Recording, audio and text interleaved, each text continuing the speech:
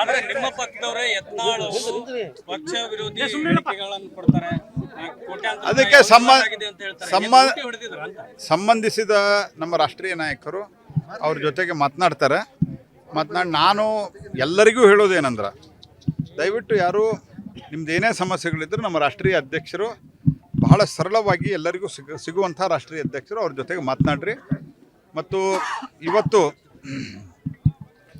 ಕನ್ನಡ ಹೋರಾಟಗಾರರ ಮೇಲೆ ಏನು ಕೇಸ್ ಹಾಕಿದ್ದಾರೆ ಅದು ಅತ್ಯಂತ ಮಾತಾಡಿದ್ನಲ್ಲ, ಅದು ಹೇಳಿದೆ. ಅದನ್ನ ಬರೀ ಹೇಳಿಕೆ ಮೇಲೆ ಕ್ರಮ ತಗೋತೀವಿ ಅಂತ ಇದುವರೆಗೂ ನೋಟಿಸ್ ಕೊಟ್ಟಿಲ್ಲ. ನೋಡಿ, ನಮ್ಮ ರಾಷ್ಟ್ರೀಯ ಅಧ್ಯಕ್ಷರು ಅದಕ್ಕೆ ಸಂಬಂಧಿಸಿದಂತೆ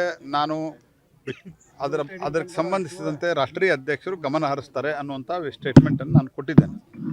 ಸೊ ಉಳಿದಂತೆ ನಾನು ಹೇಳೋದು, ಇವತ್ತು ರಾಜ್ಯ ಸರ್ಕಾರ ಈ ರೀತಿಯಾದಂಥ ಕಾರ್ಯಕ್ರಮಗಳಿಗೆ ಅಸಹಕಾರ ತೋರುವುದು ಸರಿಯಲ್ಲ. ಇಲ್ಲಿ ಅವರೆಲ್ಲ ಅಧಿಕಾರಿಗಳು ಬಂದರೆ ಯಾವುದೇ ರಾಜಕೀಯದ ಭಾಷಣ ಆಗುವ ಪ್ರಶ್ನೆನೇ ಇಲ್ಲ. ಇಲ್ಲಿ ನಾವು ಉಜ್ವಲ ಯಾರು ಉಳಿದವರಿಗೆ ಕೊಡಬೇಕು, ಪ್ರಧಾನಮಂತ್ರಿ ಆವಾಸ್ ಯೋಜನೆಯೊಳಗೆ ಯಾರಿಗೆ ಕೊಟ್ಟಿಲ್ಲ ಅವರಿಗೆ ಕೊಡಬೇಕು, ಹರ್ ಘರ್ ನಲ್ ಜಲ್ದಲ್ಲಿ ಈ ರೀತಿ ಯಾವ್ಯಾವುದು ಉಳಿದಿದೆ ಆ ಸ್ಕೀಮ್ಗಳನ್ನು ಪೂರ ಮಾಡಬೇಕು.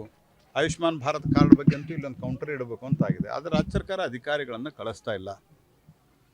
ಇದು ಮೋದಿ ಸರ್ಕಾರದ ಪ್ಲ್ಯಾನಲ್ಲಿ ಇದಿನ್ನೂ ಏಪ್ರಿಲ್ದಾಗ ಈ ಚುನಾವಣೆ, ಅದಕ್ಕೆ ಈ ರೀತಿ ಮಾಡೋದು ಸರಿಯಲ್ಲ. ನಮ್ಮ ವಿಚಾರ ಏನದ ಈ ಕಾರ್ಯಕ್ರಮದ ಹಿನ್ನೆಲೆಯೊಳಗಂತಂದ್ರೆ, ಎಲ್ಲ ಸ್ಕೀಮ್ಗಳ ಎಲ್ಲರಿಗೂ ಮುಟ್ಟುವುದರ ಮೂಲಕ ಬಡತನದ ನಿರ್ಮೂಲನೆ ಅಂತ ಅನ್ನೋದು ಇದು ಕೇವಲ ಘೋಷಣೆ ಆಗಬಾರ್ದು, ಎಲ್ಲರಿಗೂ ಮುಟ್ಟಬೇಕು. ಅನುಕ್ಷಣದ ಸುದ್ದಿಗಳಿಗಾಗಿ ವಿಸ್ತಾರ ನ್ಯೂಸ್ ಯೂಟ್ಯೂಬ್ ಚಾನೆಲ್ ಸಬ್ಸ್ಕ್ರೈಬ್ ಮಾಡಿ. ಹೊಸ ಸುದ್ದಿಗಳ ನೋಟಿಫಿಕೇಶನ್ಗಾಗಿ ಬೆಲ್ ಐಕಾನ್ ಕ್ಲಿಕ್ ಮಾಡಿ.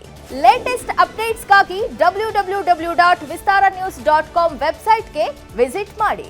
ಅಂಗೈಯಲ್ಲೇ ಜಗತ್ತಿನ ಸುದ್ದಿ ತಿಳಿಯಲು ವಿಸ್ತಾರ ನ್ಯೂಸ್ ಕನ್ನಡ ಆಪ್ ಡೌನ್ಲೋಡ್ ಮಾಡಿ.